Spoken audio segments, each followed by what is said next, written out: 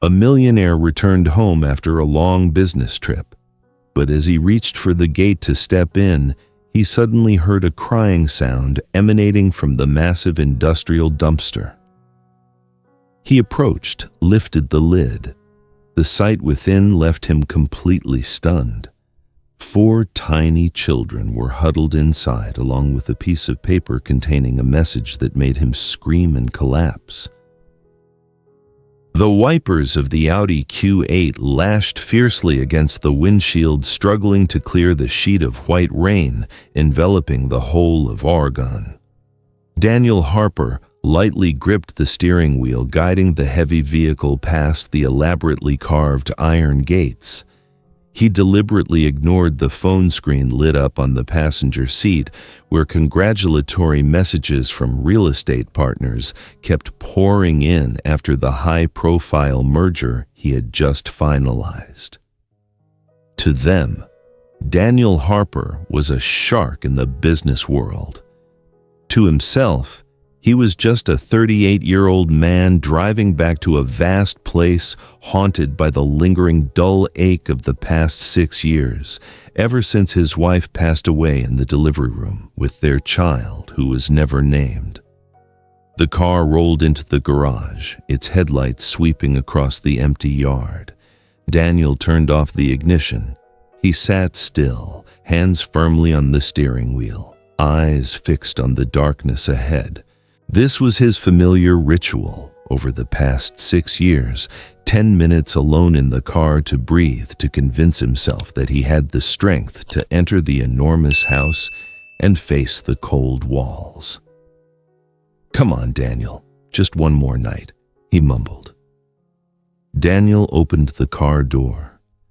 The damp chill of the November rain immediately seeped into his collar. He intended to go straight to the kitchen, find the chilled bottle of wine waiting in the cabinet, and tell himself it was the remedy that would help him fall asleep. But a small noise suddenly made him stop. Something was wrong with the row of industrial dumpsters placed against the oak fence behind the garage. They were emitting a sound. The heavy metal lid, which his housekeeper Martha always meticulously kept tightly closed, was propped up at a wide angle. Rain lashed violently into that black gap.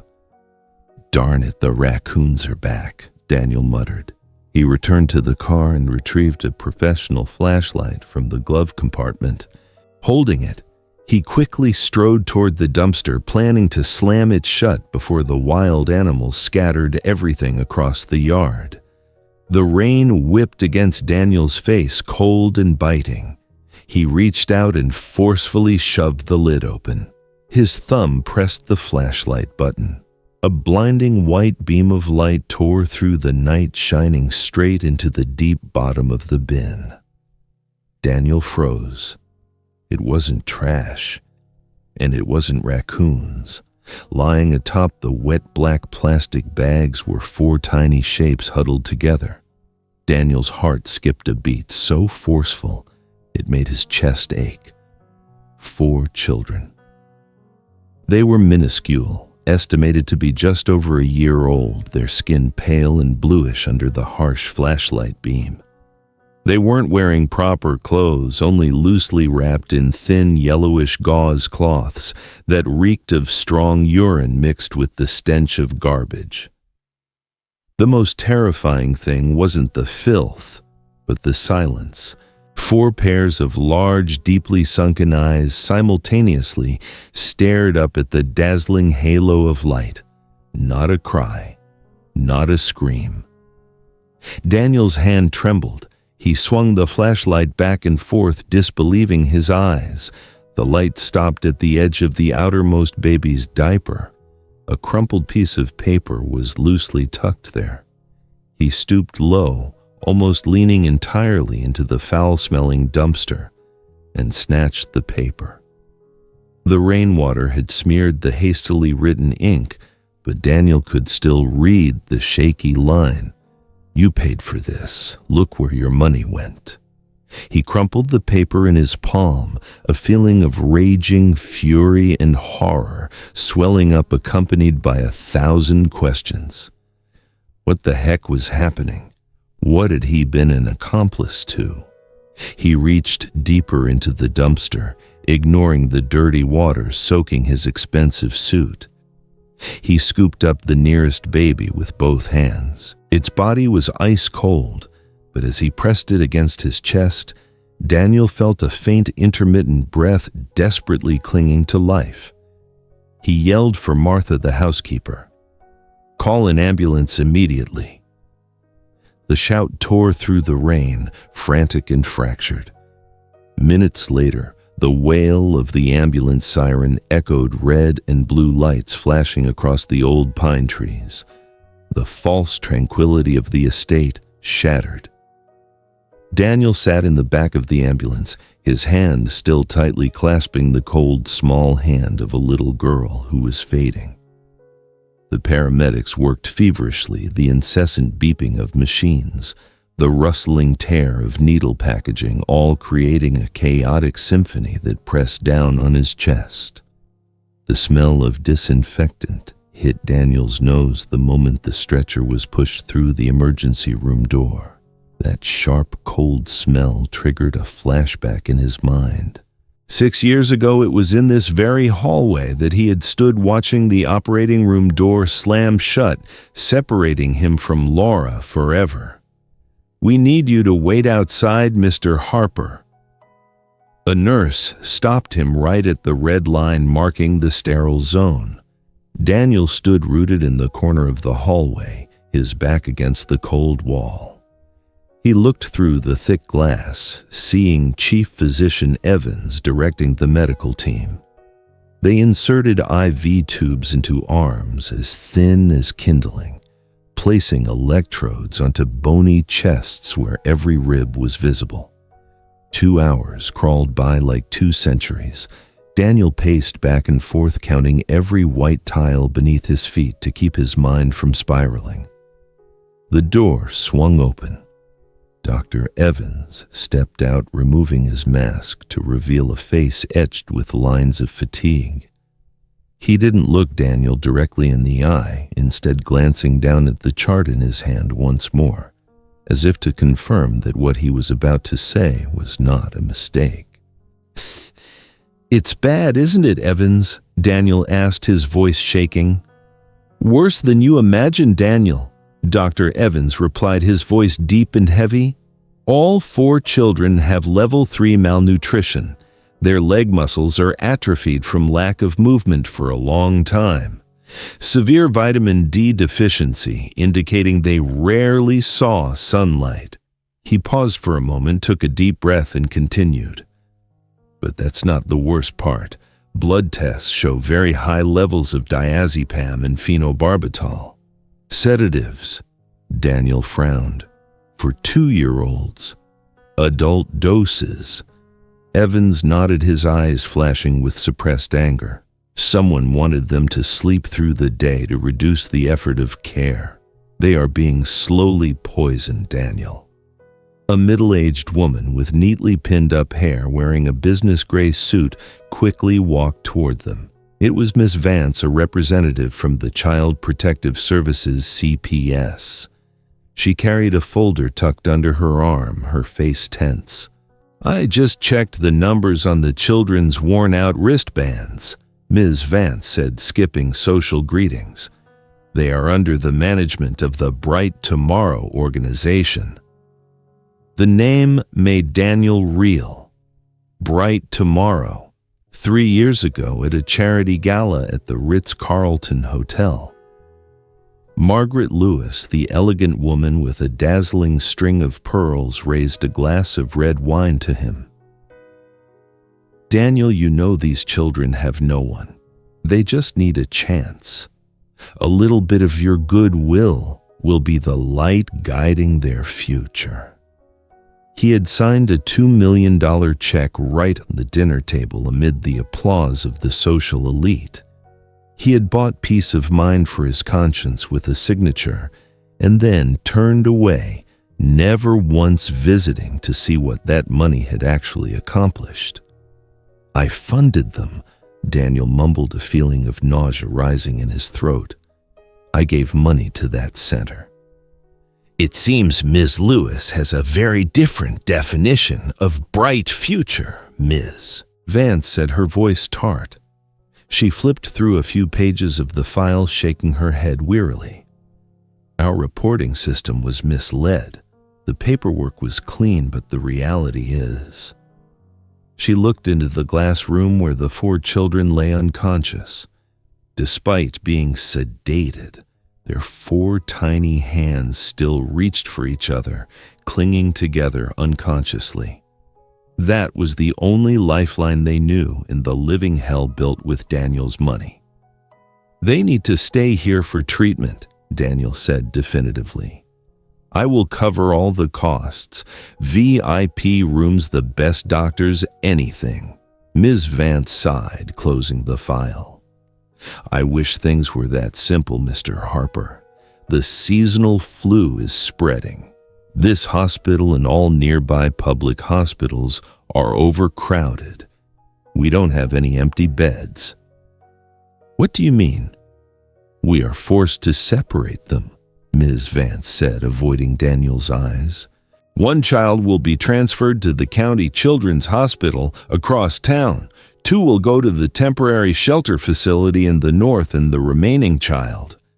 We are still looking for a placement." "No way," Daniel growled. "Can't you see they're clinging to each other?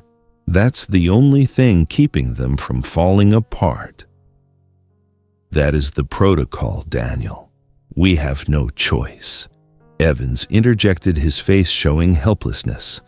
Ms. Vance signaled to the nurses inside. 2 young nurses approached the hospital bed, starting to detach the IV lines in preparation for movement. One gently unclasped the thin fingers of the boy, tightly holding the hand of the girl next to him. "Stop!" Daniel shouted, lunging toward the glass room door. He couldn't stand to watch this happen again. He rushed in, shoving aside the nurse who was trying to detach the boy's tiny fingers from his siblings.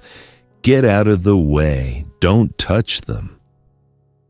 The act of separation instantly triggered a time bomb. The little boy's eyes snapped open, his pupils fully dilated.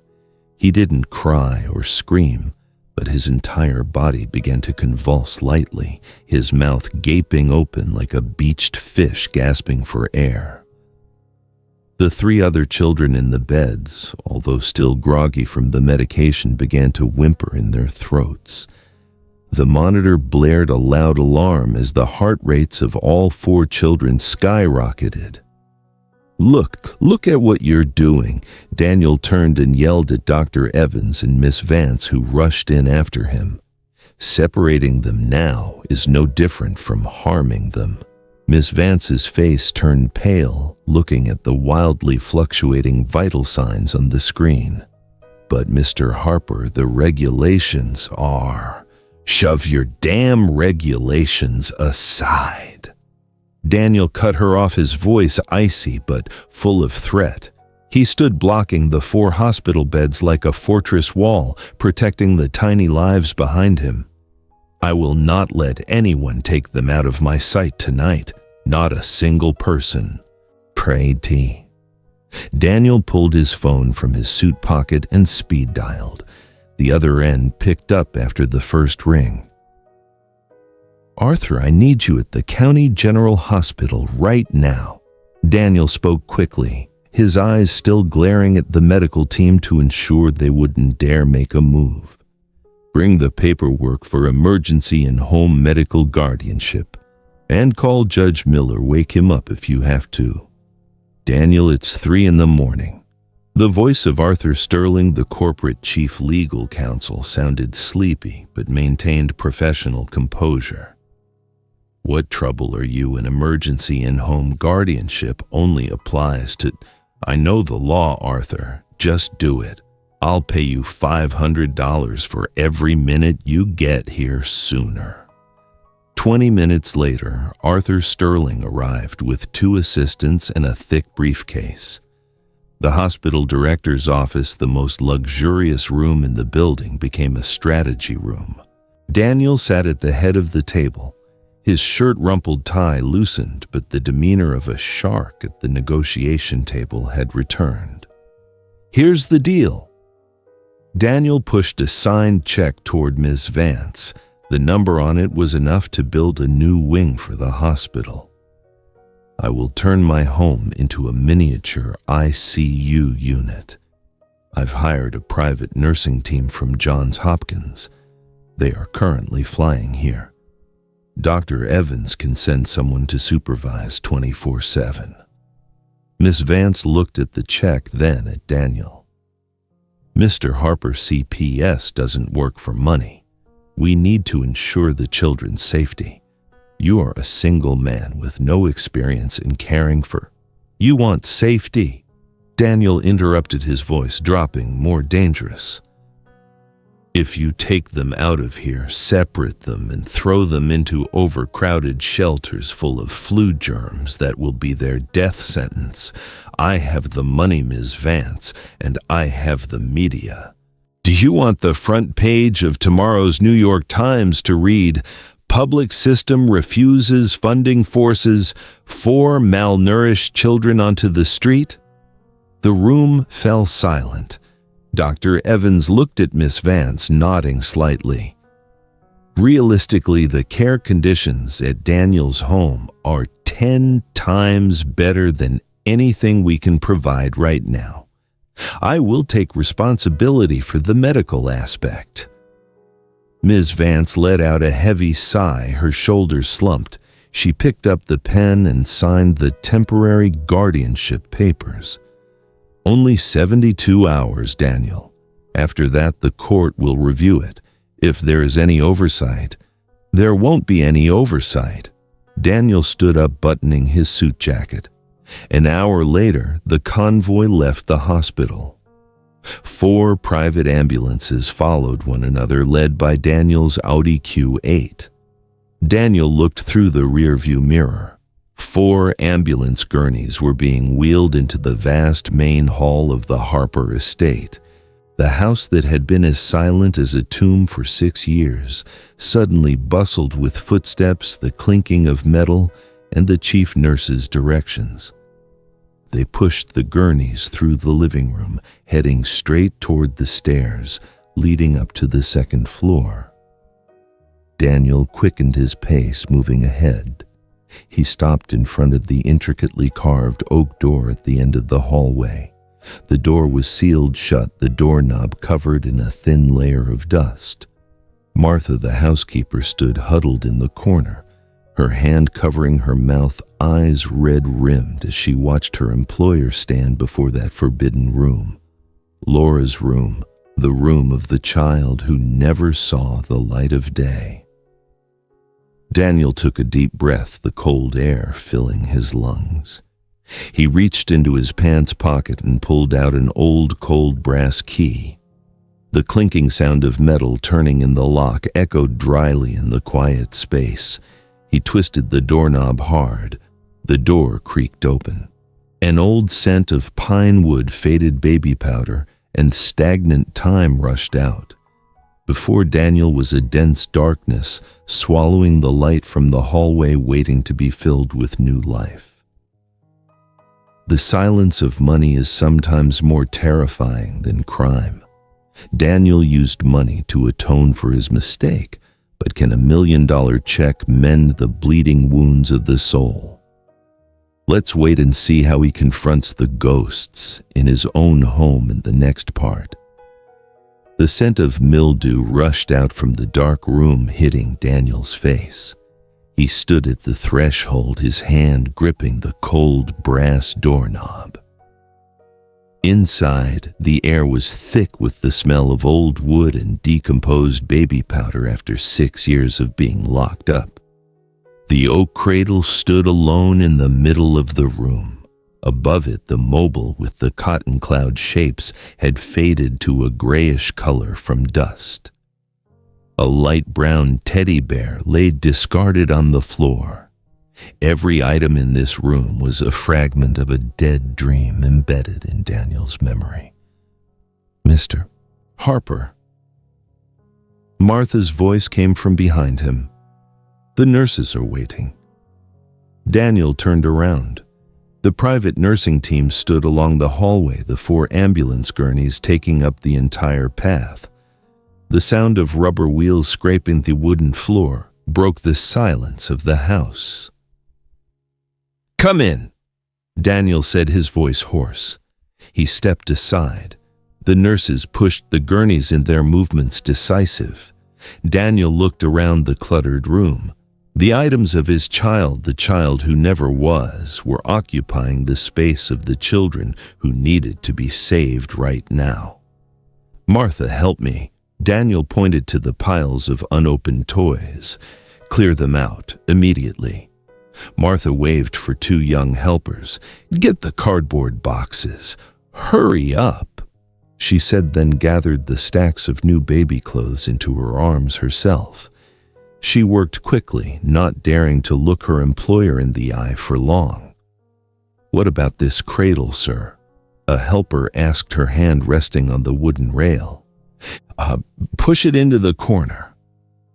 Daniel avoided looking at it directly. "We need space for the ventilators." In 15 minutes, the room transformed. The dusty stuffed animals disappeared into cardboard boxes. The floor was quickly cleaned.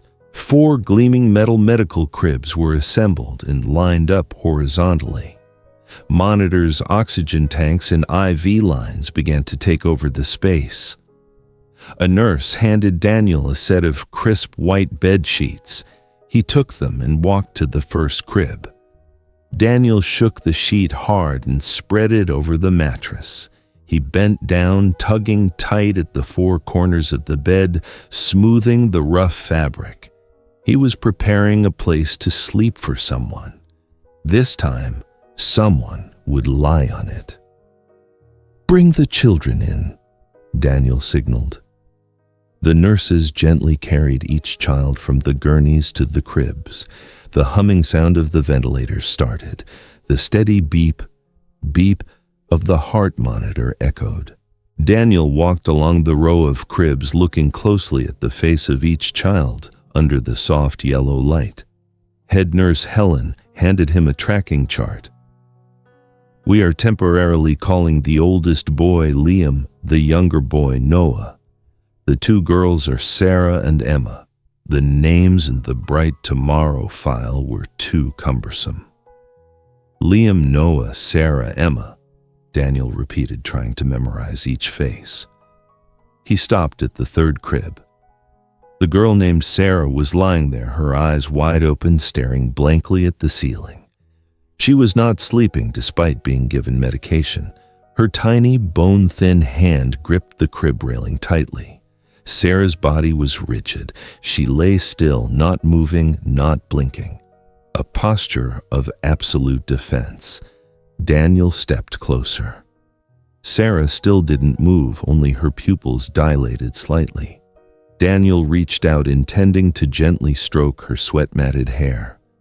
The moment his fingertip lightly touched her forehead, Sarah flinched violently. She recoiled, scrambling quickly into the furthest corner of the crib, pressing her back tightly against the wall. Her mouth opened, but no scream came out, only a soft whimper escaping her throat. Sarah raised both hands to shield her face, her eyes looking at Daniel with utter terror. Daniel immediately withdrew his hand, his heart hammered. Sarah's fierce rejection was a cold splash of water slapped onto his face. I didn't do anything," Daniel stammered, looking at Nurse Helen. Helen stepped forward, placing herself between Daniel and the crib. She spoke softly but firmly. "Mr. Harper, it's best you step back. She's in a state of panic. To her right now, an adult man is a threat. Any contact could agitate her further." Daniel retreated 2 steps, his back touching the door frame. He looked at his hands, the hands that had just signed $1 million check to save them, now the source of their fear. Money could buy medical equipment, but it couldn't buy trust. His presence only reminded them of the people who had mistreated them. A sense of helplessness crept into Daniel's mind, but this time it transformed into a focused anger. He turned, walking quickly out of the room. Daniel strode down the hallway, pulling out his phone. He scrolled through his contacts, stopping at the name Victor Chen. Daniel pressed the call button. It rang twice. "It's 3 a.m, Harper. This better be important." Victor's sleepy, gruff voice sounded. "Victor," Daniel's voice was frigid. "I need to see you right now."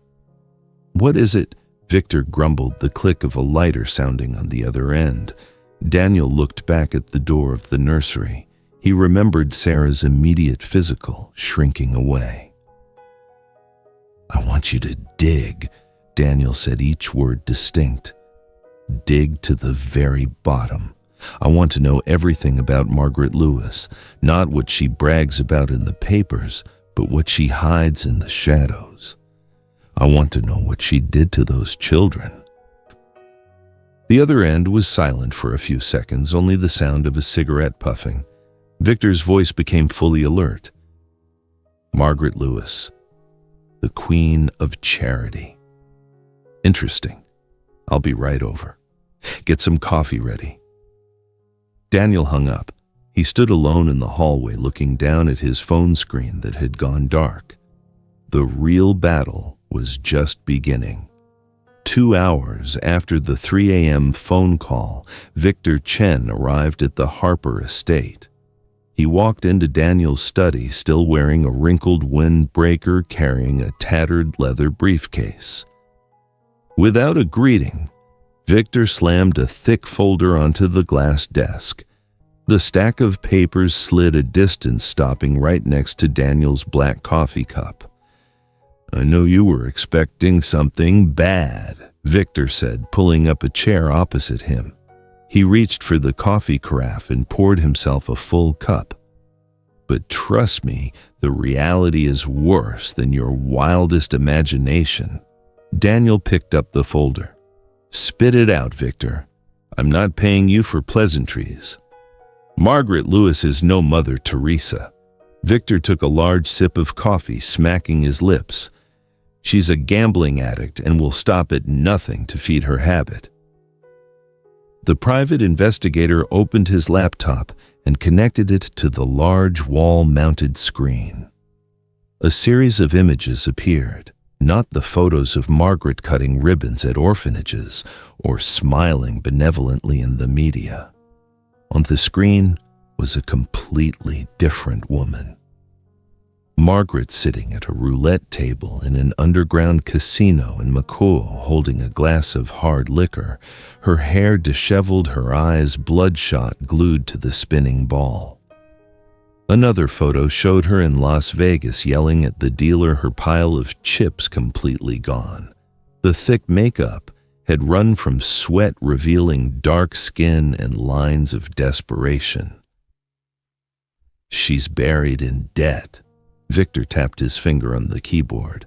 "Debts to the mob loan sharks, even high-interest loans from Chinatown's security bosses. About $6 million in total." Daniel quickly flipped through the bank statements Victor had acquired. Numbers danced before his eyes. "The $2 million I donated earlier and more over the years." Daniel pointed to a transaction line. "Flowed into the Shell Construction Company, Blue Horizon." Victor explained. "This company is owned by a loan shark. On paper, it was for roof repairs and heating system upgrades for the children's center. In reality, the roof still leaks and the money went straight into the creditor's pocket so Margaret wouldn't have her fingers cut off." Daniel stared at the cash flow chart, a sophisticated yet ruthless money laundering scheme. Bright Tomorrow was not a charity. It was Margaret's ATM.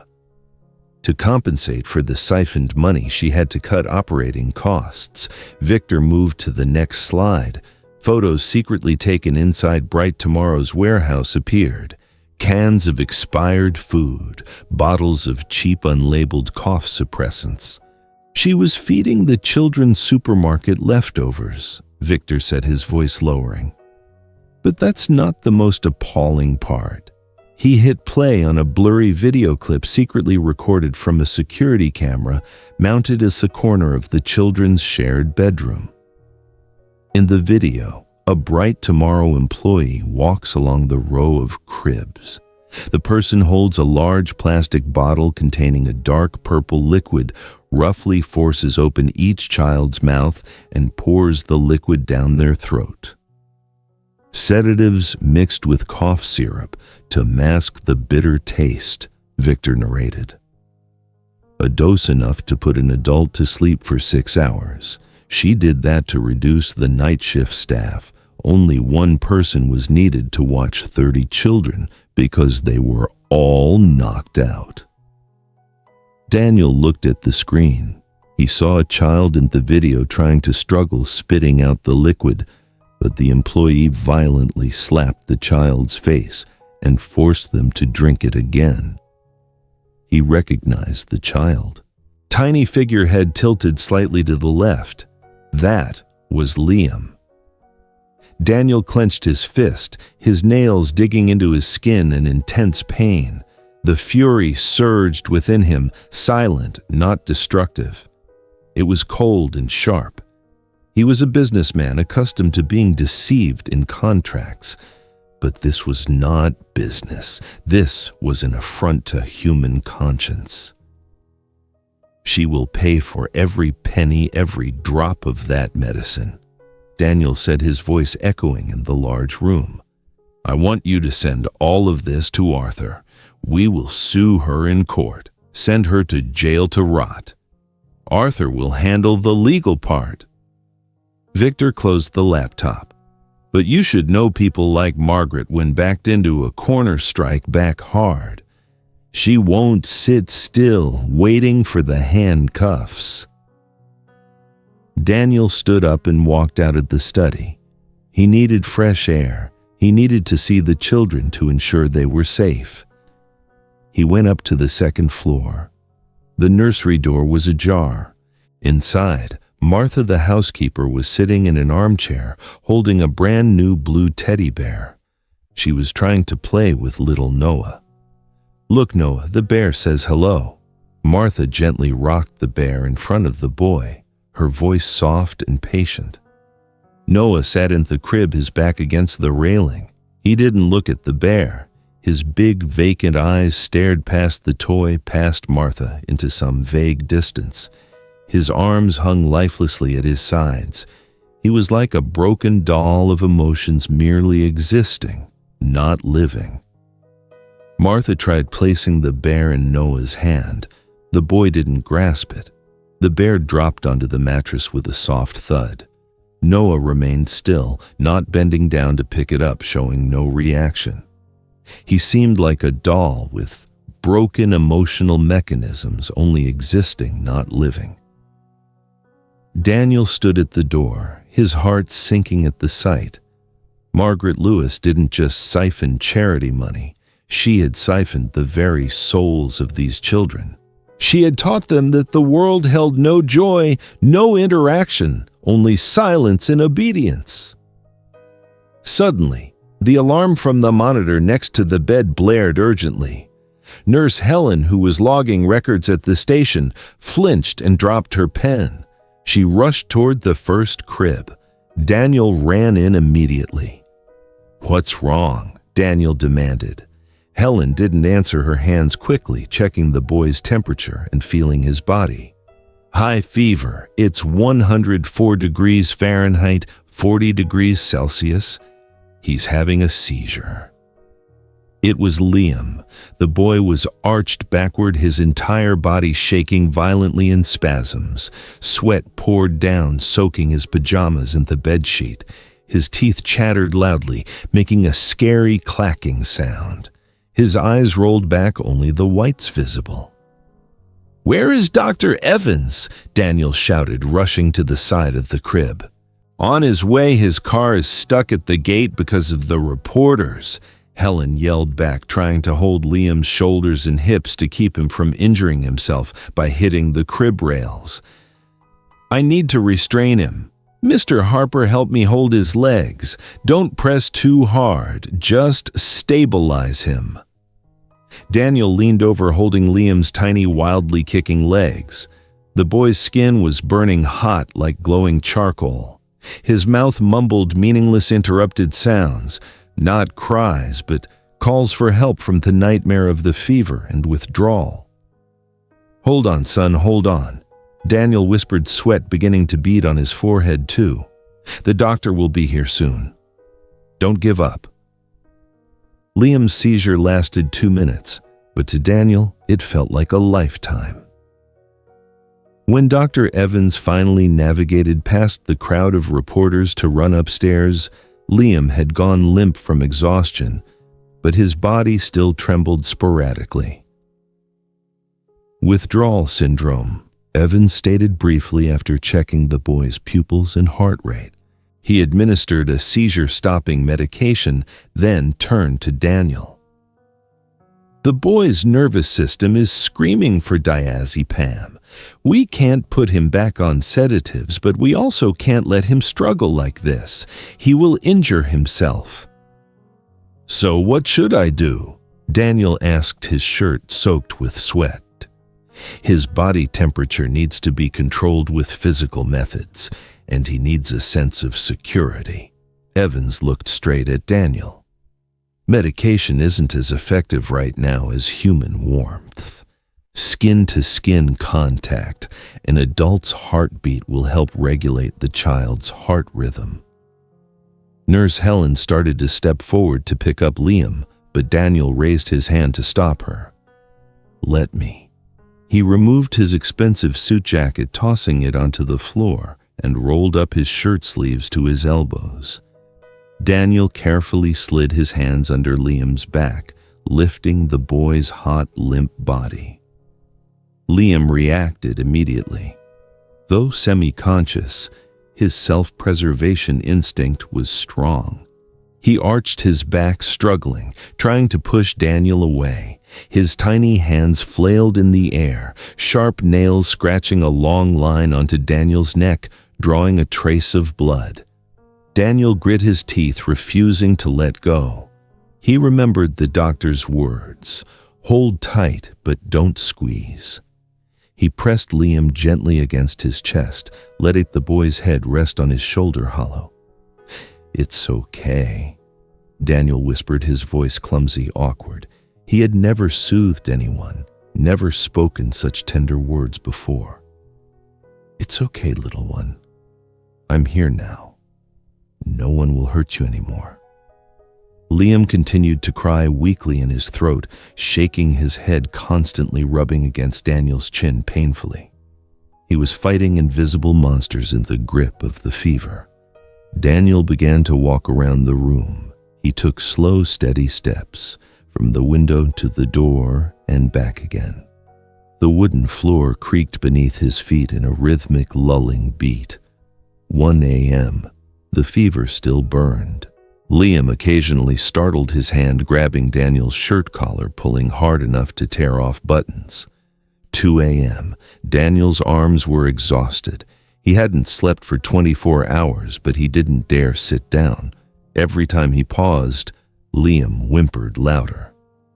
Daniel kept walking. He started talking to the boy, no longer empty reassurances, but mundane stories. "You know, I have a skyscraper project in Seattle, all reinforced glass. If you stand on the top floor, you can see the clouds floating below." Daniel recounted, his voice low and monotonous. "Your mom, Laura, she loved clouds. She used to cover the walls of this room with pictures of clouds." 3 a.m. Liam's body temperature began to drop. His heavy, rattling breathing became softer. The boy stopped struggling. His thin body completely relaxed, its entire weight resting on Daniel's arms. Liam's head snuggled deeply into Daniel's neck hollow, seeking warmth. The boy's hot breath puffed steadily against his skin. Liam's faint heartbeat thumped close to Daniel's chest, harmonizing with his strong rhythm. In that quiet moment, Daniel stopped walking. He stood in the middle of the room, looking down at the sleeping face of the child in his arms. Liam's long eyelashes were still wet with tears. His small mouth was slightly parted. Daniel saw his own reflection in this piece.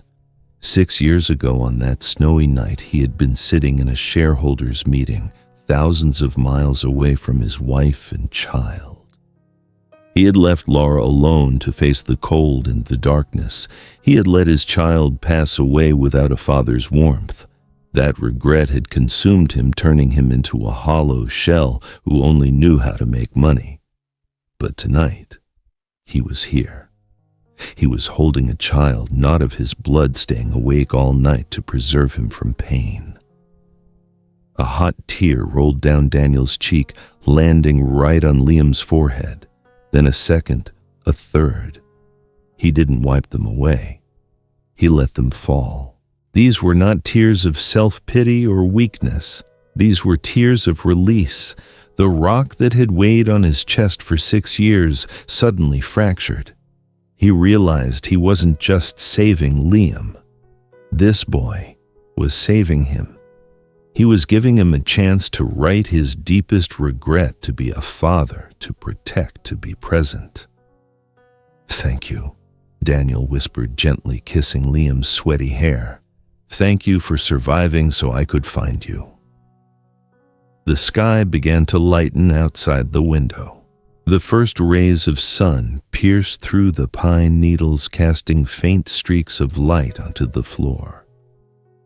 Daniel gently placed Liam down in the crib. He adjusted the pillow, pulling the blanket up to cover the boy's chest.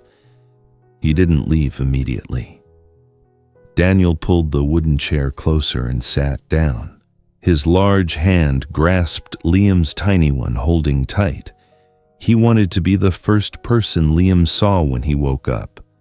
The fragile peace was suddenly disrupted. The phone in Daniel's pocket vibrated intensely, the prolonged buzzing a piercing sound in the early morning silence. Daniel frowned quickly, pulling out his phone to silence the ring, afraid of waking Liam. A new message from Victor Chen appeared on the lock screen. Daniel opened the message. The short, cold line hit him. "She made her move. Margaret just went live on television this morning. Turn on the TV now, Daniel. You're being framed as a kidnapper." Daniel gripped the phone tightly, his knuckles white. He looked at the sleeping Liam, then out the window where the reporters outside the gate were starting to get loud again. The real battle was just beginning. And this time, his opponent would stop at nothing. Thank you for accompanying Daniel and little Liam through this emotionally charged long night. A father's awakening sometimes begins with belated tears like these. Margaret has launched her counterattack, and the real storm is approaching. Daniel left the nursery, striding quickly down the stairs, his phone still clenched in his hand. Arthur Sterling was already in the living room, standing with his arms crossed in front of the large TV screen, his face grave. On the screen, the program Good Morning Oregon was broadcasting live. Margaret Lewis sat on the velvet sofa of the studio, her modest black dress highlighting a meticulously staged look of fatigue. She lightly dabbed the corner of her eye with a lace-trimmed silk handkerchief. "I couldn't sleep all night," Margaret choked out into the microphone, her voice trembling with emotion. "I kept thinking about Liam, Noah. My poor children. They are gravely ill. They need care from specialists, not from a wealthy businessman who likes to play family." The host nodded in sympathy, then turned to the camera. Ms. Lewis, there are rumors that Mr. Daniel Harper used money to influence the hospital to take the children to his private home.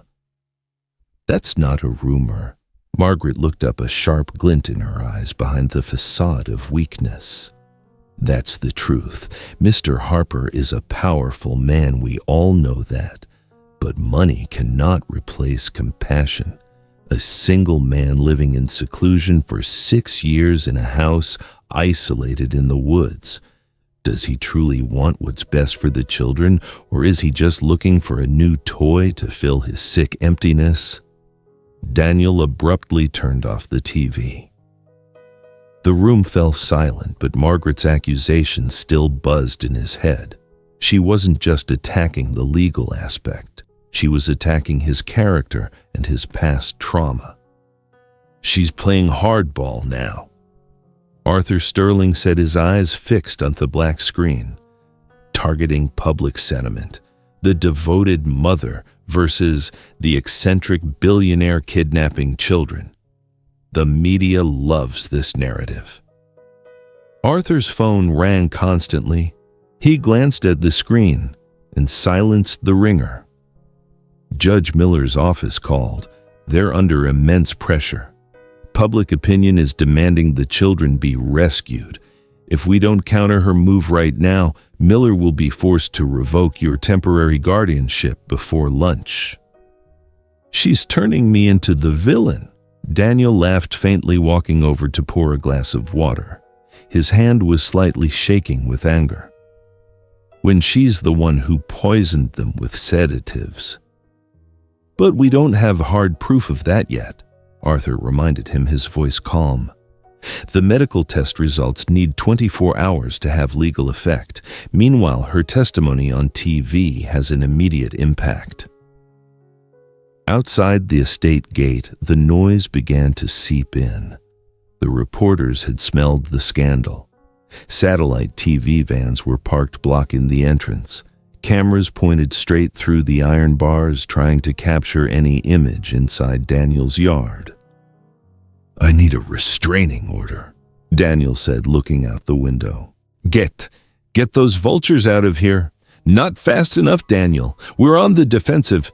Arthur shook his head. Unless you have something stronger than Margaret's words. The main door burst open forcefully. Victor Chen walked in, bringing the cold wind and a grim expression. The detective looked more disheveled than ever. His clothes rumpled, his eyes dark with lack of sleep, but the smile on his face was savagely radiant.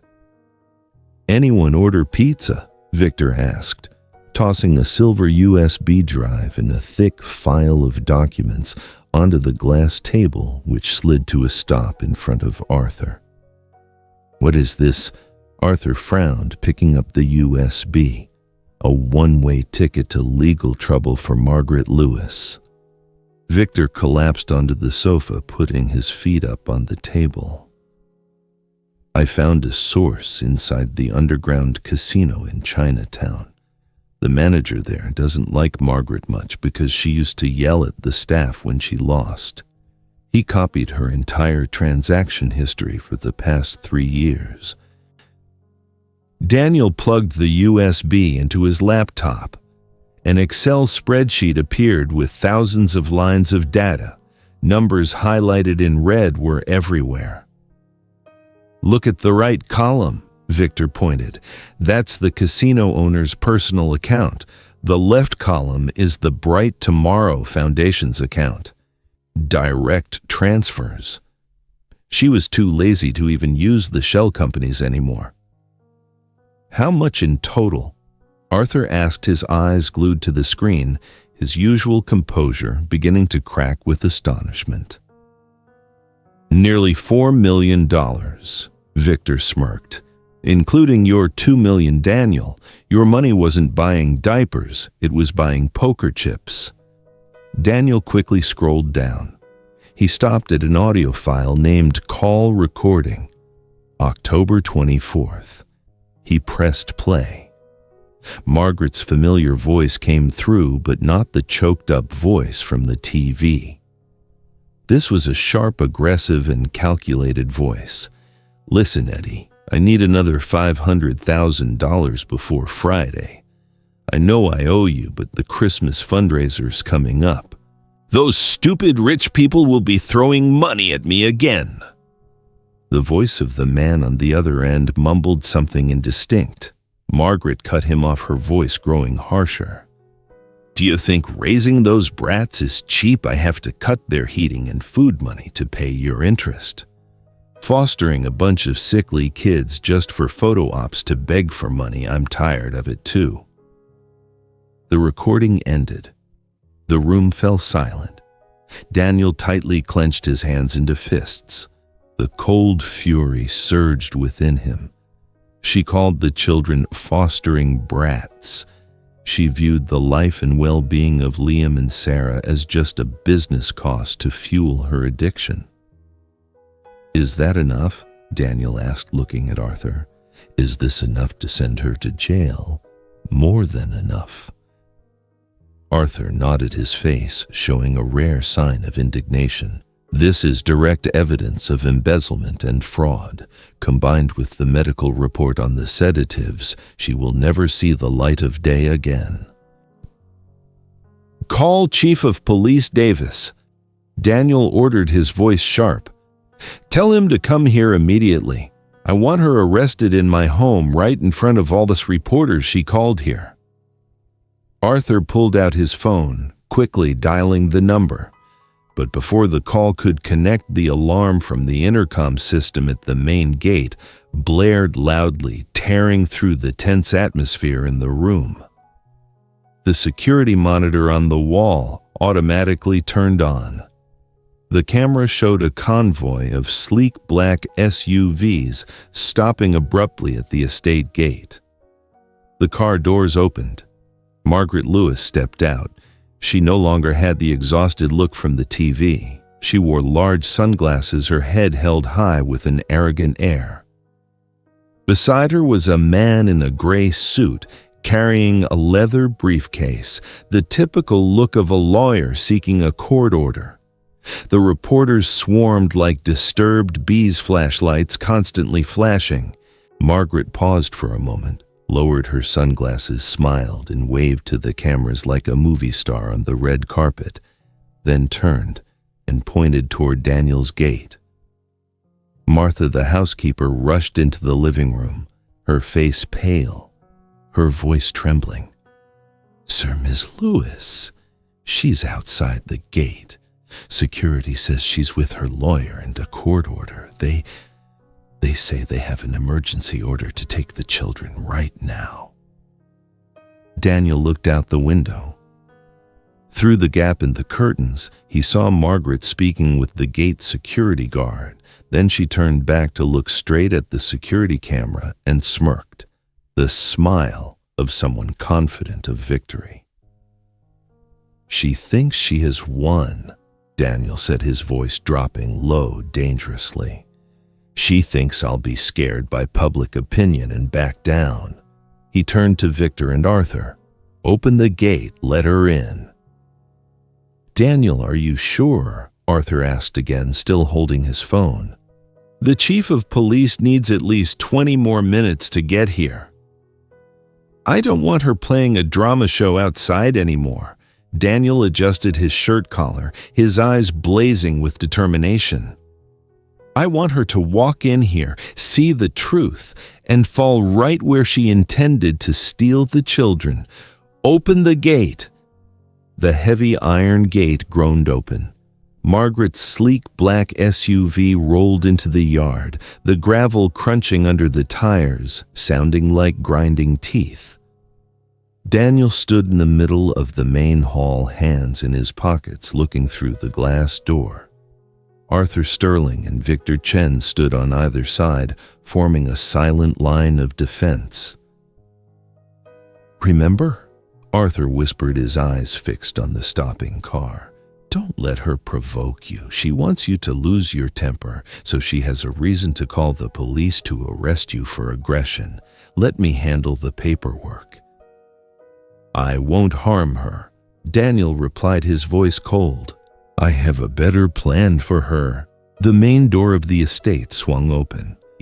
Margaret Lewis walked in. She took off her sunglasses, scanning the luxurious interior of the house with undisguised contempt. The sharp click of her heels on the marble floor echoed throughout the large space. Following her was the lawyer with slicked-back hair and two large men wearing the blue uniforms of Bright Tomorrow, carrying two folded medical gurneys. "Oh, Daniel." Margaret spoke first, her voice sickeningly sweet. "Nice house, but a bit too big for a lonely man, wouldn't you say?" "You were not invited here, Margaret," Daniel stated flatly. "I don't need an invitation." Margaret motioned toward her lawyer. The lawyer stepped forward, presenting a paper with the red seal of the family court. "Mr. Harper, this is an emergency order from Judge Miller. The court has revoked your temporary guardianship based on concerns about the guardian's mental health and an unsafe living environment. We are authorized to take the children, Liam, Noah, Sarah, and Emma, back to the Bright Tomorrow Care Facility immediately." Arthur Sterling stepped forward, snatching the paper. He quickly scanned the lines, his eyebrows furrowed. "This order was signed at 8 a.m. this morning, based on a one-sided complaint. We have the right to appeal within 24 hours. You cannot enforce it right now." "Read the last line carefully, lawyer." Margaret's lawyer smirked. "The order is effective immediately due to the urgent nature of the case, unless you wish to obstruct the execution of a court order." While the two lawyers were arguing, Margaret ignored them. She slipped past Arthur, heading straight toward the staircase leading up to the second floor. She looked up the hallway, took a deep breath, and shouted, "Liam, Sarah, Noah, Mommy's here to pick you up. Where are you?" Her voice was sharp, echoing throughout the house, piercing through the thick walls. She deliberately shouted not to call, but to frighten. "Stay away from that strange man. Mommy's here to save you." Upstairs, the nursery door was slightly ajar. Right after Margaret's shout, a sound of something falling echoed. Clatter. A toy dropped to the floor. Then silence. Daniel looked up. His heart tightened. Through the gap in the door, he saw little Sarah crawling toward the edge of the hallway. She heard the familiar voice, the voice of the woman who haunted her nightmares. Sarah's eyes were wide with terror. She didn't run out to seek help. She trembled, backed away, then frantically crawled back into the room, diving under the metal crib to hide. That was not the reaction of a child eager to see their mother. That was the reaction of a small, frightened creature hearing the footsteps of a threat. Margaret smiled smugly when she heard the noise upstairs. She turned to the two large employees. "What are you standing there for? Go upstairs and bring the children down here." "Don't make them wait." The two men nodded, adjusting the gurneys in their hands, and started stomping toward the stairs. Hot blood rushed to Daniel's face. He no longer needed Arthur's reminder to stay calm. He took two quick, long strides, blocking the bottom of the stairs. He stood towering on the first step, spreading his arms wide, using his entire body as a barricade. "No one is allowed to step up there," Daniel roared, his eyes blazing as he looked straight at the two men. They stopped looking at Margaret for instruction. "Daniel, you are breaking the law." Margaret stepped close to the bottom of the stairs, looking up at him with a challenging glare. "Do you want to be handcuffed and dragged away in front of the children? Step aside. If you take one more step, I will sue you for illegal trespassing and child endangerment." Arthur Sterling also warned loudly from behind, raising his phone to record a video. I am recording. Any aggressive action will be used as evidence in court." Margaret let out a bitter, contemptuous laugh. She stepped closer to Daniel, lowering her voice just enough for the two of them to hear. "Don't try to be a hero, Daniel. Who do you think you are? You're just a man who lost his wife and child, a failure, looking for a new toy to fill his sick void. You think you can save them? You couldn't even save your own child." Her words were like a dagger plunging into Daniel's never-healing wound. The image of the cold hospital hallway 6 years ago flashed back. The feeling of helplessness watching the operating room door close. But this time, Daniel didn't tremble. He didn't look down. He looked straight into Margaret's heavily eyeliner-smudged eyes. "You're right," Daniel replied, his voice firm and steady. "I lost everything once because I just stood by and watched. I signed a check and walked away. But this time is different." He stepped down one step, pushing close to Margaret, forcing her to instinctively retreat. "This time, if you want to cross these stairs, you'll have to go through me first." The space seemed to freeze. The two employees exchanged glances, hesitant to act against the homeowner's sheer determination. Just then, another sound rang out, interrupting the suffocating atmosphere. Police sirens, not one car but an entire convoy. The sound echoed from the main gate, growing clearer, urgent and rapid. Margaret's face changed color. She spun around to look at the front door. Daniel smirked a cold smile. "And it seems the real guests of the party have arrived." The siren noise cut off right outside the doorstep, leaving a deafening silence. The heavy oak front door was pushed open forcefully from outside. The blinding light of camera flashes from the reporters flooded the hall like an avalanche of light before being blocked by Chief of Police Davis and his investigators. Davis, a large man with an ash-gray mustache, walked into the house. He didn't look at Daniel nor at Margaret. He signaled to his subordinates to slam the door shut, isolating the media chaos outside. Margaret Lewis blinked repeatedly. She quickly adjusted her suit jacket, forcing a familiar, polite smile, though her lips were slightly trembling. "Chief Davis," she said, her voice high-pitched, trying to sound relieved. "Thank goodness you arrived in time. Mr. Harper here is obstructing a court order. He is illegally detaining—" "Quiet." Davis raised a hand, cutting her off without looking. He turned to Daniel. "You said you had something to show me." "Right here." Daniel nodded to Victor. The detective smirked, placing his laptop on the marble console table in the center of the hall. He plugged the HDMI cable into the large wall-mounted TV screen. The screen lit up, showing a simple audio playback interface. "What is this?" Margaret's lawyer stepped up, trying to intervene. "You don't have the right to—" "Just listen." Victor pressed the spacebar. A static sound echoed, then Margaret Lewis's voice cut through the stillness. Not the sweet voice from the TV, but her real voice in the shadows, sharp, aggressive, and calculated. "Listen, Eddie, don't threaten me. I know how much I owe.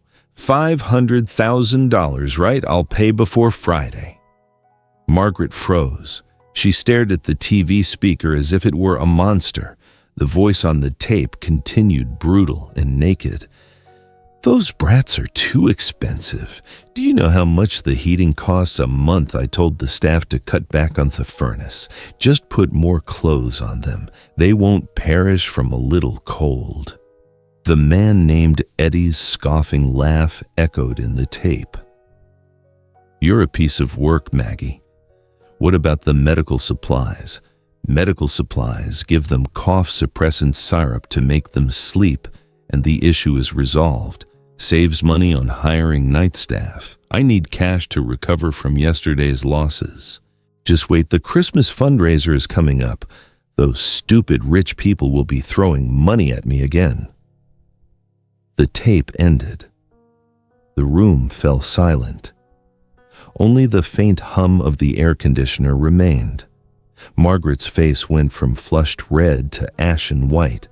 She looked around, seeing the scorn in Arthur's eyes, Victor's half smirk, and Chief Davis's cold expression. She panicked. The facade of elegance shattered. Margaret lunged toward the computer, raising her hand to damage it. "Turn it off! Turn off that fake garbage right now!" But before she could touch the keyboard, 2 police officers rushed forward, holding her arms tightly. Margaret struggled, her hair disheveled, shouting profanity that no one would have thought would come from the mouth of a philanthropist. Her accompanying lawyer backed up 3 steps, looking down at his shoes, trying to create as much distance as possible from his client. He knew this game was completely lost. Daniel picked up the bank statement file that Victor had prepared. He walked toward Margaret, slamming the stack of papers onto the table. The papers flew everywhere, scattering onto the floor. Numbers highlighted in red lay strewn at her feet. "Look, Margaret," Daniel said, his voice deep and resounding. "Money for a furnace, money for medication, money for diapers. You wasted it all at the casino." Margaret stopped screaming. She gasped for breath, looking up at Daniel with intense hatred. You disgrace," she hissed. "You set me up. Who do you think you are? You're just a walking ATM, Daniel Harper. I fooled you once, I'll fool you again." "No, not this time." Daniel shook his head. He bent down, looking straight into her eyes. "Your biggest mistake wasn't taking my money. Your biggest mistake was not seeing those children as human beings. You saw them as chips on your gambling table, and your game ends right here." Chief Davis stepped up, pulling the handcuffs from his belt. The dry, clinking sound of metal against metal was loud. "Margaret Lewis, you are under legal restraint for embezzlement, money laundering, and severe maltreatment of children." Davis read the arrest statement, his voice monotonous like a machine. "You have the right to remain silent." The 2 officers twisted Margaret's arms behind her back. The handcuff snapped shut with a click, tightening around her gold-braceleted wrists. Margaret began to scream again, frantic and desperate. "Let me go. I'm Margaret Lewis. I have connections with the governor. You'll all lose your jobs. Let me go." The 2 large, bright Tomorrow employees huddled in the corner, not daring to utter a sound. Chief Davis glanced at them. "Both of you, to the station for questioning regarding unlawful involuntary removal of children." The front door swung open. The 2 officers escorted Margaret out to the car. The reporters outside acted like they had struck gold. Flashlights constantly flashed, illuminating the entire front yard. They jostled and pushed to capture the moment the Mother Teresa of Oregon was handcuffed, hair disheveled, being put into a police car like a serious wrongdoer. Margaret buried her face, trying to avoid the cameras, but it was too late. This image would be on the front page of every newspaper tomorrow morning. Her false career had officially collapsed. The police convoy left with sirens wailing, taking the noise and the unpleasant situation away from the estate. The iron gate slowly closed. Daniel stood in the center of the hall, watching the last car disappear behind the row of pines. He felt his knees slightly shaking, not from fear, but from the adrenaline draining away, leaving him utterly exhausted, yet immensely relieved. He turned around, looking up the stairs. There, peering out from behind the wooden banister on the 2nd floor, were 4 tiny heads. Liam, Noah, Sarah, and Emma. They had crawled out of the room, edging closer to the stairs to see what was happening. They looked down at Daniel with wide, curious eyes. Gone was the look of absolute panic from moments ago. The scary woman had disappeared. The large men in blue uniforms had also disappeared. Only this man remained. The man who stood blocking the stairs, who yelled at the unpleasant people who drove them away. Daniel took a deep breath, feeling a 1,000-pound weight lifted from his shoulders. He smiled, the first genuine smile he had worn in years. He walked slowly up the stairs, one step at a time, not rushing. When he reached the top step, Daniel knelt on one knee on the wooden floor, meeting the children at eye level. He opened his arms wide. "It's over," Daniel said, his voice gentle. "She's gone. No one will harm you anymore." Little Sarah, the most timid, hesitated for a moment, then timidly crawled closer. She reached out her tiny hand, touching Daniel's suit sleeve, as if to check if he was real. Daniel remained still, not making any sudden moves, letting the girl feel the safety for herself. Then, Noah crawled over, and Liam and Emma too. They surrounded him, small and vulnerable beings, but they were starting to learn to trust again. For the first time since stepping into this vast and cold house 6 years ago, Daniel felt like he was truly coming home. Spring arrived late in Oregon, but when it did, it brought a vigorous burst of life. The last patches of snow melted away, giving way to a lush green carpet of grass spreading beneath the pine forest. Golden sunlight streamed through the pine needles, shining directly into the large glass window of the room on the second floor of the Harper estate. 6 months had passed since that fateful rainy night. The case of Margaret Lewis and the Bright Tomorrow organization was still a hot topic in legal news. The 3-week trial concluded with a 25-year prison sentence for the woman once called the Charity Saint. The evidence Daniel and Victor Chen collected, along with the testimonies of dozens of former employees, exposed a horrific system of corruption and child mistreatment. The Bright Tomorrow organization was immediately dissolved. Over 200 other children were rescued and transferred to more reputable welfare facilities managed by the Laura's Hope Foundation, a new charity Daniel established and personally supervised. But to Daniel, those things were now just outside noise beyond the iron gates.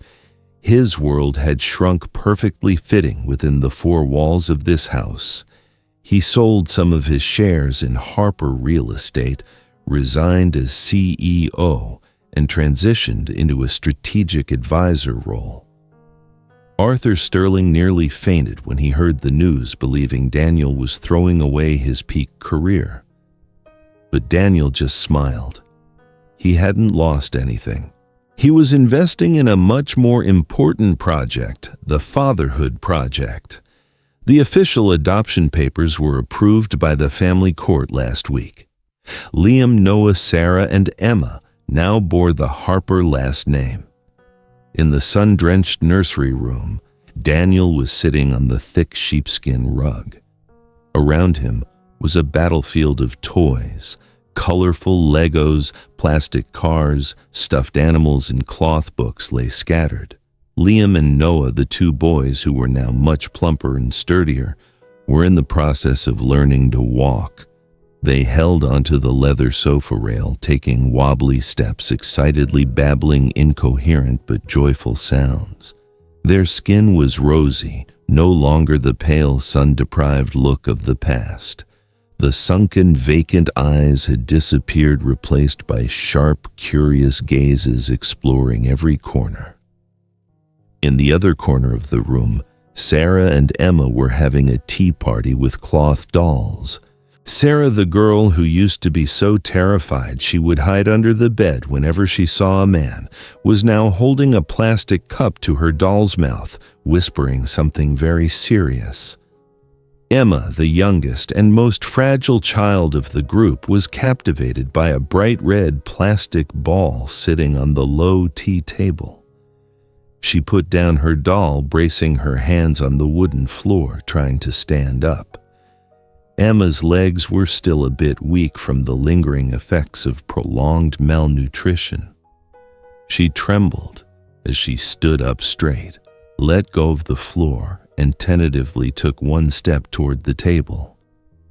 "Come on, Emma, you can do it," Daniel whispered, his eyes never leaving his daughter, his hand twitching slightly instinctively, wanting to catch her, but he held back.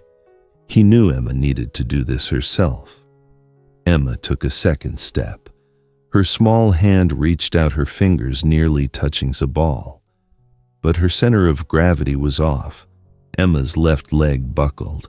She lost her balance, stumbling and falling flat onto her bottom on the hard wooden floor. Thud. The fall wasn't too hard, but enough to hurt her delicate knee and jolt her tailbone. The entire room suddenly fell silent. Liam and Noah stopped clapping their hands on the sofa.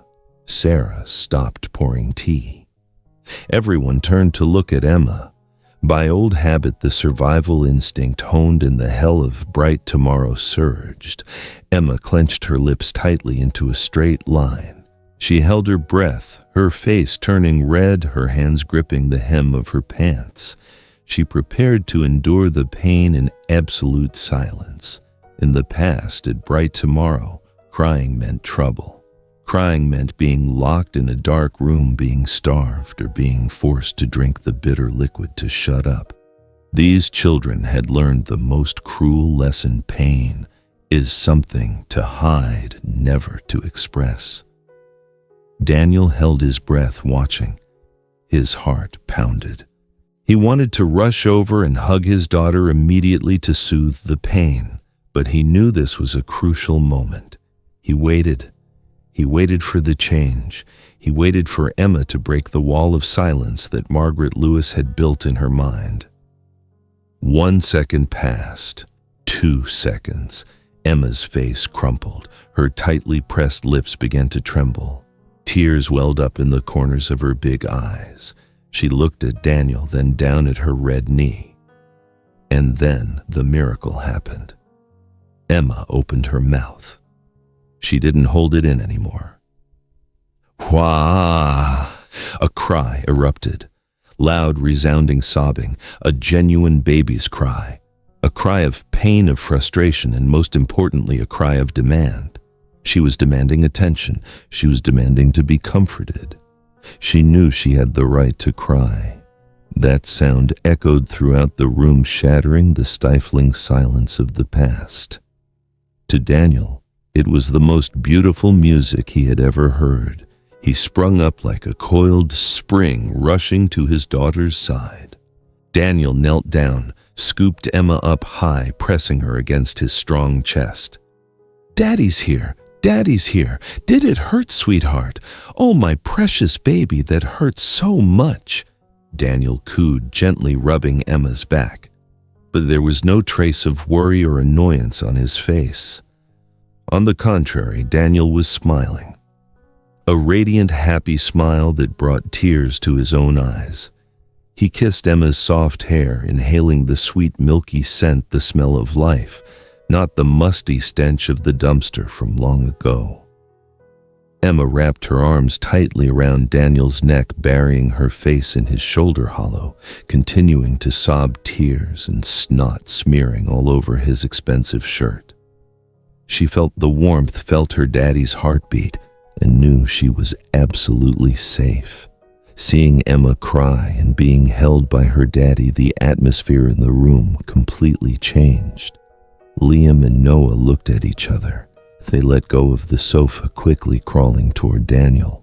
They held onto his pants, tugging, and also started to whine, pretending to sob. "Day! Day!" Noah stammered, raising both hands to be picked up. Sarah also abandoned her doll, running over to hug Daniel's back from behind, rubbing her head against his shirt and giggling. The room that was once a symbol of loss, where dust settled on unopened toys, where a deadly silence reigned for 6 long years, was now a loud chaos. Emma's genuine sobs, Liam and Noah's fake whines, Sarah's giggles, and Daniel's clumsy yet loving, comforting sounds. Daniel sat down on the floor, holding Emma with his left arm, hugging Liam and Noah with his right, and with Sarah clinging to his back. He was surrounded by 4 tiny, noisy, and bothersome beings, but they were also the 4 most beautiful miracles he had ever had. The spring sun shone upon the father and children, drying the tears on Emma's cheeks and warming Daniel's once cold heart. He looked out the window where new buds were sprouting on the old pine branches. Laura was gone. His first child was gone. That pain would never completely disappear. It would always be a scar on his heart. But now, around that scar, new life was growing strong and vibrant. Emma's cry echoed like a declaration of life.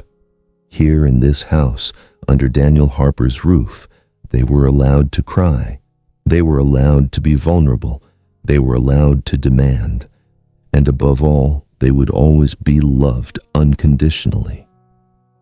Daniel closed his eyes, inhaled the scent of his children, and whispered into the sun-drenched space. Welcome home. The story has ended, and perhaps left us with various emotions. Daniel did not cause direct harm, but his careless generosity enabled Margaret. The biggest lesson here is that goodwill must be accompanied by responsibility. We cannot just throw money at a problem and turn away to buy peace of mind. Daniel's money saved the children medically, but it was his sleepless nights, his clumsy hugs, and his persistent presence that saved their souls. Children do not need a perfect or wealthy father. They need a father who is present for them. Note: the story above is entirely fictional. The names of the characters, places, and events were created for the purpose of illustrating the educational and artistic message. Any resemblance to real people or actual events is purely coincidental.